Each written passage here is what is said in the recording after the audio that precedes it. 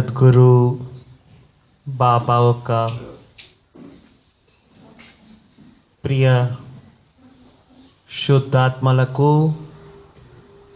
ఓం శాంతి, ఓం శాంతి, ఓం శాంతి. ఈరోజు మనము కొన్ని సూక్ష్మ విషయాల గురించి తెలుసుకోపోతాం. న్యాయం అంటే ఏంటి అనేది ఈ యొక్క టాపిక్లో తెలుసుకుంటాం. జస్టిస్ టాపిక్ పేరైంది జస్టిస్. బాబా అయితే చెప్తూ ఉంటారు, నాకు ఈ పిల్లలలో లోపాలు కనపడదని. కనపడదు అంటే ఏంటి? లోపాలు లేదనా? కనపడదు అంటే లోపాలు లేదు అని కాదు. కనపడదు అంటే చూడడం లేదు. ఎందుకు చూడడం లేదు? ఎందుకంటే అది ఏది ఉందో అది న్యాయంగానే ఉంది. ఏదైతే ఉందో అది న్యాయపరంగానే ఉంది. ఇంకా న్యాయంగా ఉండేదాన్ని ఎవరు న్యాయం చేసే పోతారు? శుద్ధమైన నీరును, శుద్ధమైన వాటర్ను ఎవరన్నా మళ్ళీ శుద్ధం చేస్తారా? ప్యూర్గా ఉండేదాన్ని మళ్ళీ ప్యూర్ చేస్తారా? అలా చేశారంటే ఏం ప్రయోజనం? దానికి ఏమీ అర్థం ఉండదు. అలా ఈ ప్రపంచంలో కూడా ప్రతి ఒక్కటి కూడా న్యాయపరంగా ఉంటుంది. ఒకటి గాడ్స్ లా, ఇంకొకటి మనుష్యుల ఒక లా, పీపుల్ లా. పీపుల్ లాని అర్థం చేసుకునే ఒక కోర్టులు, జడ్జులు, లాయర్లు ఎక్కువ మంది ఉన్నారు. ప్రపంచిక లాని అంటే ప్రపంచంలో ఏదైతే న్యాయం అని అందరూ అనుకుంటారో దానికి న్యాయాన్ని ఇచ్చేదానికి కోర్టులు ఎక్కువ ఉన్నాయి, న్యాయాధీశులు ఎక్కువ ఉన్నారు, లాయర్లు ఎక్కువ ఉన్నారు. అయితే ఈ యొక్క సృష్టి యొక్క న్యాయం, నేచర్స్ లా, దానికి జస్టిస్ ఒక్కటే ఉండేది. ఇంతమంది జస్టిస్ లేదు. ప్రపంచంలో లా ఎప్పుడు కూడా ఏమని కనిపిస్తుందంటే, ఎవరి నుంచి తప్పు జరిగింది వాళ్ళు రాంగ్ అని ప్రపంచం చెప్తుంది. అయితే గాడ్స్ లా ఏం చెప్తుందంటే, ఎవరు తప్పు చేశారో ప్రస్తుతానికి వాళ్ళది తప్పు కాదు. ఎవరు ఆ ఒక్క తప్పు ఒక ఫలితాన్ని భోగిస్తున్నారో వాళ్ళది ప్రస్తుతం తప్పని గాడ్స్ లా చెప్తుంది. ఫర్ ఎగ్జాంపుల్, మీరు ఎక్కడో వెళుతుండగా మీదేదో ఒక గోల్డ్ చైనో ఉంగరమో ఏదో దారిపోయింది. ఎవరిని తప్పు పెడతారు మీరు? అది ఎవరికి దొరకాలో వాళ్ళకే దొరుకుతుంది. అక్కడైతే ఊరుకుండిపోతారు. అయినా కూడా వేదన, అయ్యో దారిపోయిందే, నాకు ఎంత ఇష్టమైనది దారిపోయిందే. ఆ వేదన ఎవరికి అవుతా ఉండేది? అహంకు వేదన అవుతాను, సఫరింగ్ అవుతాను. దానిలో ఏమర్థమవుతుంది? లోపల లోభ గ్రంథము చాలా ఉంది. లోభి అనేటువంటి గ్రంథిలో ఎక్కువ ఉన్నాయి అని తెలుస్తుంది. ఇప్పుడు ఒక ముగ్గురు బస్సు ఎక్కుతున్నారు. ఒక్కరిదేమో ఒక 3000 రూపీస్ పిక్ పాకెట్ అయిపోయింది. ప్రపంచం ప్రకారం ఇక్కడ దోషి ఎవరు? పిక్ పాకెట్ చేసిన వాడు. అయితే గాడ్స్ లాలో ఏం చెప్తుందంటే, పిక్ పాకెట్ చేసిన వాడు ప్రస్తుతానికి వాడు ఇప్పుడు శిక్ష అనుభవిస్తడం లేదు. ఇక్కడ వాడు ఇప్పుడు శిక్షను అనుభవిస్తూ లేదు. అతను ఎక్కడో 5 స్టార్ హోటల్ వెళ్ళి ఎంజాయ్ చేస్తుంటాడు. అయితే ఇప్పుడు ఎవరు దాన్ని సఫరింగ్ చేస్తుండేది? ప్రస్తుతంలో ఎవరు సఫరింగ్ చేస్తుండేది? పాగట్టుకున్నవాడు. అతనిదే తప్పు. దట్ ఈస్ లా ఆఫ్ కర్మ. అందుకే ఒక ఫార్ములా ఎప్పుడు కూడా గుర్తు పెట్టుకోండి, జో భుగుతా హే ఉసీ కా భూల్ హే. Fault is of the sufferer. ఎవరు ప్రస్తుతంలో వేదన ఫీల్ అవుతున్నారు, వేదన అనుభవిస్తున్నారో వాళ్ళదే తప్పు. ఎందుకంటే నీకు కర్మ ఫల రిజల్ట్ ఇప్పుడు వచ్చేసి నీ దగ్గర సఫరింగ్ రూపంలో. ఎవరైతే ఇప్పుడు ఇంకా దొరకలేదో వాళ్ళు ఇప్పుడు సీడ్ వేశారు అంతే, అది ఇంకా ఫలం కాలేదు. అయితే మనకి ఎవిడెన్సెస్ ఏం చేసింది? అలా జరిగేట్లా ఫ్రూట్ తెచ్చిపెట్టింది, దాని ఫలితాన్ని అనుభవిస్తూ ఉంది ప్రకృతి. నేను చెప్పింది అర్థమవుతోంది కదా? ఎవరైతే వేదన పడతారో, ఇప్పుడు ఫర్ ఎగ్జాంపుల్ ఒక ఇంట్లో ఒక కొడుకు నాన్న ఉంటారు, అమ్మ ఉంటారు. కొడుకేమో రోజు తాగేసి వస్తాడు, తాగేసి వచ్చి హ్యాపీగా పడుకుంటాడు 1 గంటకు వచ్చి. ఇంట్లో అయితే అమ్మ నాన్న నా కొడుకు ఇలా అయిపోయాడో, అయ్యో ఎటువంటి కొడుకు నాకు పుట్టాడో అని వాళ్ళు వేధిస్తున్నారు, అక్కడ సఫర్ అవుతున్నారు. ఇక్కడ తప్పు ఎవరిది? ప్రపంచం వాళ్ళు చూసే దృష్టిలో తప్పు కొడుకుది. అయితే గాడ్స్ లా ఏం చెప్తుందంటే అట్ ప్రజెంట్ ఎవరు వేధిస్తుండేది, అట్ ప్రజెంట్ ఎవరు సఫర్ చేస్తుండేది? అమ్మ నాన్న. అంటే వాళ్ళు అలా వేదన పడాలా అంటే పూర్వకర్మ యొక్క భావం ఏమో రాంగ్ ఉంటుంది. వాళ్ళు పూర్వభావంలో ఎవరైతే కొడుకుగా పుట్టాడు ఇప్పుడు వాడితో కనెక్షన్ వెనక జన్మల్లో ఉంటుందా లేదా? ఉంటుందా లేదా? నిన్న కూడా మీకు క్లియర్ చేశాను, ఫైల్స్ అనేది క్రియేట్ అవుతుంది. వాడు ఫైల్గా పుట్టాడు మీకు.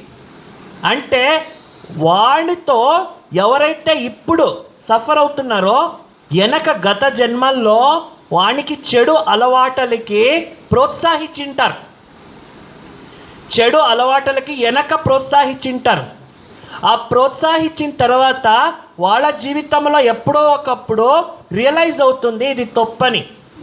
ఇప్పుడు ఏమవుతుంది రిజల్ట్ అంటే, అప్పుడు ప్రోత్సహించిన ఒక బీజం ఇప్పుడు నిమిత్తంగా ఫలంగా వచ్చేసింది.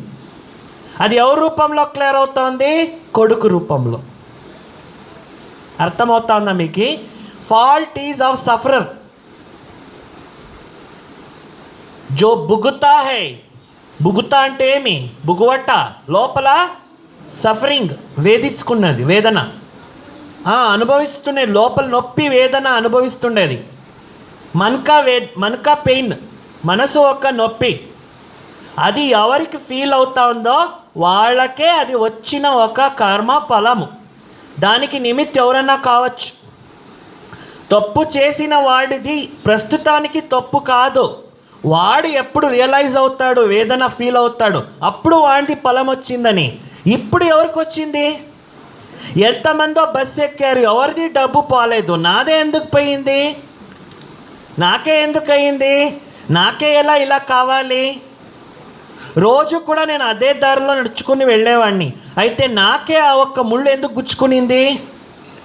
రోజు కూడా నేను అక్కడే వెళ్ళేవాడిని, అయితే ఆ టైంకే కరెక్ట్గా నేను ఎందుకు తొందరకుడి పడ్డాను? ఎవ్రీథింగ్ ఈజ్ వర్క్ ఆన్ లా. ఏదే కావచ్చు, దాని వెనక ఏముంది? దాని వెనక పూర్వభావం ఉంది. ఆ పూర్వభావము ఇప్పుడేమైపోయింది? బీజం నుంచి ఫలంగా వచ్చి మీ దగ్గర రిజల్ట్ ఇచ్చేస్తుంది. మీరు దాన్ని అక్సెప్ట్ చేయలే అంటే మళ్ళీ దాని అకౌంట్ క్రియేట్ అయిపోతుంది. దాన్ని మాత్రం అర్థం చేసుకోండి. కాబట్టి ఎవరని తప్పు అనుకోవద్దు. తప్పు ఎవరిది? దోషి ఎవరు వేదన పడుతున్నారో వాళ్ళే దోషి. అందుకే బాబా ఏం చెప్తారు? బచ్చే హరేకో నిర్దోష్ ఆత్మా దేకో, ప్రతి ఒక్కరిని నిర్దోష్ అని చూడండి. నాకు ముందు ఈ ఒక విషయం అంతా దీర్ఘంగా స్టడీ చేయకముందు నాకు చాలా కన్ఫ్యూజన్ ఉండేది. బాబాయ్ ఎలా చెప్తారు దోషిని దోషి అని చూడొద్దు, నిర్దోషి. వాళ్ళంతా తప్పు చేస్తున్నారు కదా, మరి ఎలా అనేది నాకు చాలా వరకు కన్ఫ్యూజన్ ఉండేది. అయితే ఇప్పుడు అర్థమవుతుంది, ఇది దీంట్లో ఎవరిది కూడా మిస్టేక్ లేదు. వాళ్ళ వేసిన బీజాలు వాళ్ళకి ఫలాలుగా వస్తూ ఉంది, వాళ్ళు దాని రిజల్ట్ తీసుకుంటున్నారు. సో దానిలో ప్రతి ఒక్కరూ కూడా అహంలో వచ్చి తప్పు చేశారు. అహం నుంచి ఇవన్నీ ప్రాబ్లమ్స్ క్రియేట్ అయిపోయిందని ఇప్పుడు రియలైజ్ అవుతుంది. ఒక ఆత్మభావం ఇడిచామంటే ఇంకంతా అహంభావమే. ఒక ఆత్మభావాన్ని ఇడిచేసామనుకోండి, ఇంక వేరే అన్నీ కూడా అహంభావం. అహంభావంలో ఏమవుతుంది? కర్త అంటే ఏంటి? కర్త అంటే నేనే అనే ఒక అభిమానం. ఫర్ ఎగ్జాంపుల్, ఇప్పుడు ఈరోజు ఏదో ఒక ఐటము వండారు, పూరి వండారు.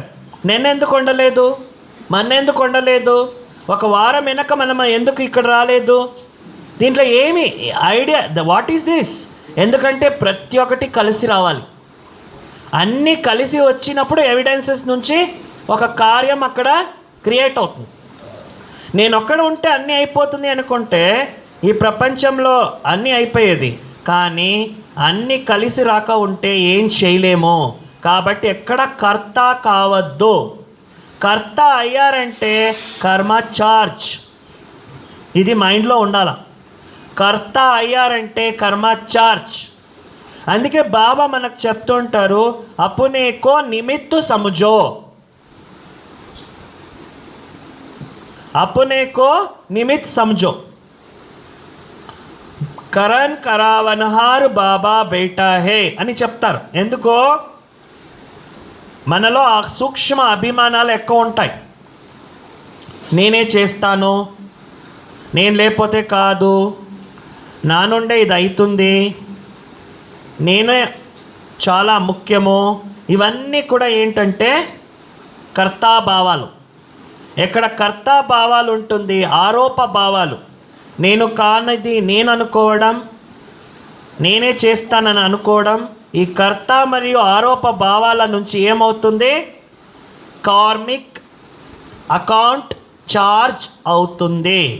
దీని ఒక ఫలితంలో మనము ప్రతి ఒక్కరు కూడా దాని రిజల్ట్ను తప్పించుకోలేము. అది ఎలా వస్తుంది? సఫరింగ్ రూపంలో, లోపల వేదన రూపంలో వస్తుంది. కాబట్టి ఇద్దరు ఉంటారనుకోండి, అత్త కోడలు, ఇద్దరి మధ్యలో ఘర్షణ నడుస్తుంది. కానీ ఒకరేమో నిద్రపోతున్నారు హాయిగా, ఇంకొకరేమో రాత్రంతా లేచి ఏడుస్తున్నారు అనుకోండి. ఇక్కడ తప్పు ఎవరిది? ఏడ్చేవాళ్ళదా, నిద్రపోతుండేవాళ్ళదా? మరి నిద్రపోతుండేవారిది ఎప్పుడవుతుంది అది ఖాతా ఫ్రూట్? వాడు ఎప్పుడు ఏడుస్తారో అప్పుడు, అంతవరకు సేఫ్. పోలీసు దొంగని పట్టుకోకుండా ఉంటే దొంగకి పండగే కదా. ఏ టైంలో పోలీస్ దొంగని పట్టేస్తాడో ఆ రోజే వానిది అకౌంట్ క్లియరెన్స్కు వచ్చేసిందన్నమాట. ఇప్పుడు ఒక దొంగ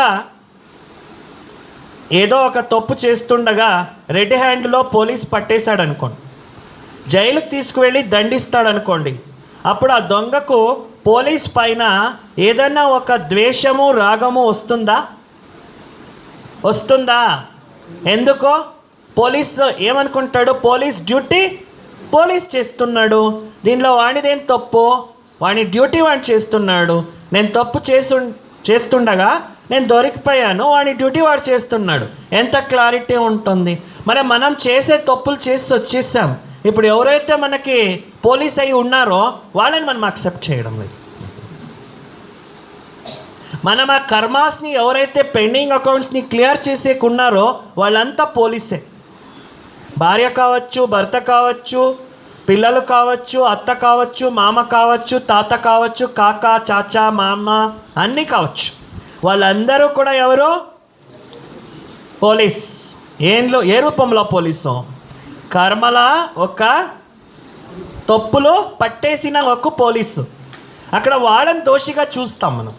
వాళ్ళని దోషిగా చూసామంటే 100% మళ్ళా మన కర్మను మనము బంధించుకున్నట్లు. ఎందుకంటే వాళ్ళు వచ్చింది ఎందుకో ఉపకారం చేసేదానికి, మన తలపైన ఉన్న భారాన్ని తగ్గించేదానికి. మనం ఏం చేసామో మరొక బ్లాక్ బాల్ విసిరేసేసాం. కాబట్టి ఏ స్లోగన్ గుర్తుపెట్టుకుంటారు ఇక ముందు?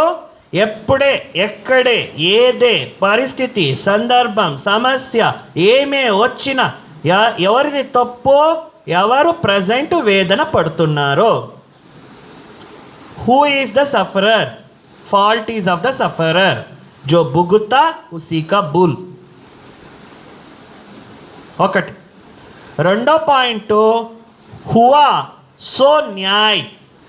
హువా సో న్యాయ్, మన కళ్ళకు కనపడేది ఒక జడ్జిమెంట్, అయితే గాడ్స్ జడ్జిమెంటే వేరే ఉంటుంది. God's law is nothing but nature law. Law అనేదాన్ని ఎవరు క్రియేట్ చేయరు, ఇట్ ఆల్రెడీ ఎగ్జిస్ట్. ఇప్పుడు ఫర్ ఎగ్జాంపుల్ నేను పైకి ఏదైనా ఇసిరేస్తాను, అది కిందికి వచ్చేస్తుంది కదా. అక్కడ ఒక లా వర్క్ అవుతుందా లేదా? అవుతుందా లేదా? ఒకటి ఏదైనా ఒకటి ఇసిరేస్తాను, పైనుంచి కిందేస్తాను, అది భూ ఆకర్షణ అవుతుంది కదా. అక్కడ ఏదో ఒక లా పని చేస్తుంది కదా, అవుతుందా లేదా? అలానే ఈ నేచర్లో లా ఉండగా ఆ లా ప్రకారమే ప్రతి ఒక్కటి కూడా ఏమవుతుంది, ప్రాక్టికల్గా దాని రిజల్ట్ ఇస్తుంది. దానిలో ఎవరినూ తప్పు పెట్టరాదు. తప్పు పెట్టామంటే మనమే మనకు మళ్ళీ బంధించి పెట్టుకుంటాం. కాబట్టి ఏదే కావచ్చు, ఎలానే కావచ్చు, ఎక్కడే కావచ్చు, no one is fault. Fault is of the sufferer, జో భుగుతా ఉస్కా బుల్, జో హువా సో న్యాయ్. Everything is justice. అందుకే బాబా కళ్ళకి ఎవరు కూడా ఎలా కనపడరో, దోషులుగా కనపడరు. ఎప్పుడైతే మనము ఈ ఒక్క కంప్లీట్ అండర్స్టాండింగ్కి వచ్చేస్తామో అప్పుడు ప్రతి ఒక్కరు కూడా మనకి ఎవరుగా కనపడతారు? నిర్దోష్ ఆత్మ. కౌన్సి ఆత్మ? కౌన్సి ఆత్మ? దోష్ రహిత ఆత్మ. వాళ్ళే శుద్ధ ఆత్మ. వాళ్ళ ఏ ఆత్మ? ఏ ఆత్మ? శుద్ధ ఆత్మ. సో అలా మనకు కనపడాలా అంటే మనకి ఇంటర్నల్లీ ఈ ఒక్క బ్యాక్గ్రౌండ్లో ఈ నాలెడ్జ్ ఉండాలి. ఒక డాక్టరు దేనే ఒక విషయాన్ని ఆపరేషన్ చేసే ముందు ఏం చేస్తాడు? ప్రతి ఒక్క దాన్ని కూడా ముందుగా ఎక్స్రే చూస్తాడు, స్కానింగ్ రిపోర్ట్ చూస్తాడు, బ్లడ్ రిపోర్ట్ చూస్తాడు. ఇవన్నీ చూసిన తర్వాతే ట్రీట్మెంట్ ఇస్తాడు. అప్పుడే కదా ఒక వ్యాధికి సరైనటువంటి రిలీఫ్ దొరుకుతుంది. అలానే మనము అంతే, ముందుగా ప్రాబ్లంను చూస్తాం, కానీ ప్రాబ్లం వెనక ఏ ప్రాబ్లం అయింది చూడం. బూల్కే పీచే బూల్, తప్పు వెనక తప్పు అయింది. ఇప్పుడు కనపడతానేది ఒక తప్పు, దీని వెనక ఒక తప్పు అయింది. ఆ తప్పు చూసుకో. మనం ఆ తప్పుని స్టడీ చేశామనుకోండి, ఈ తప్పు అప్పుడు ఒప్పు అయిపోతుంది. ఈ తప్పు ఏమవుతుంది? ఒప్పు అయిపోతుంది. కాబట్టి ప్రతి ఒక్కరు కూడా ఎవరినూ కూడా ఎప్పుడే కానీ ఎక్కడే కానీ అర్థం చేసుకోండి, అందరూ కూడా వ్యవస్థిత శక్తి అధీనంలో ఉండారు. ఏ అధీనంలో ఉండారు అందరూ? ఇప్పుడు ఫర్ ఎగ్జాంపుల్ ఈ అన్నయ్య ఏమో ఒక అన్నయ్యకి ఒక 2 లక్షల రూపాయలు అప్పుగా ఇచ్చాడు, 6 నెలల తర్వాత ఇమ్మని. అతను 2 ఏళ్ళు అయినా కూడా, 2 ఇయర్స్ అయినా కూడా ఈ అన్నయ్యకి ఇయ్యలేదు. ఇప్పుడు అతనిది తప్ప, ఈ అన్నయ్యది తప్ప? ఎవరిది తప్పు? వీళ్ళిద్దరిలో ఎవరిది తప్పు? ఇప్పుడు ఎవరు అయ్యో డబ్బు లేదని రాత్రి నిద్ర రాకుండా, అయ్యో ఇచ్చేసానే, నా చేయి కాల్చుకునేసానే, నేను ఎలాంటి పని చేసుకున్నానే, తెలిసి నేను అటువంటి పని చేసానని లోపల లోపల లోపల ఎలా ఒక ఉడుకుడుకుగా వేడివేడిగా ఉండే నెయ్యి లోపల వేసుకుంటే ఉంచలేము, మింగలేము. ఆ స్టేజ్. అది ఎవరి తప్పు? ఇప్పుడు మరి వాళ్ళది సీడ్ వేసారు అంతే, ఇంకా ఫ్రూట్ రాలేదు అది. సో ఇది ఎవరు కంట్రోల్లో ఉంది? బాబా కంట్రోల్లో ఉందా? మీ కంట్రోల్లో ఉందా? నేచర్ కంట్రోల్లో ఉంది కదా. అదే ఎవిడెన్సెస్, అదే వ్యవస్థిత శక్తి, అదే వ్యవస్థిత శక్తి. దానే బాబా చెప్పేది డ్రామా పర్ఫెక్ట్.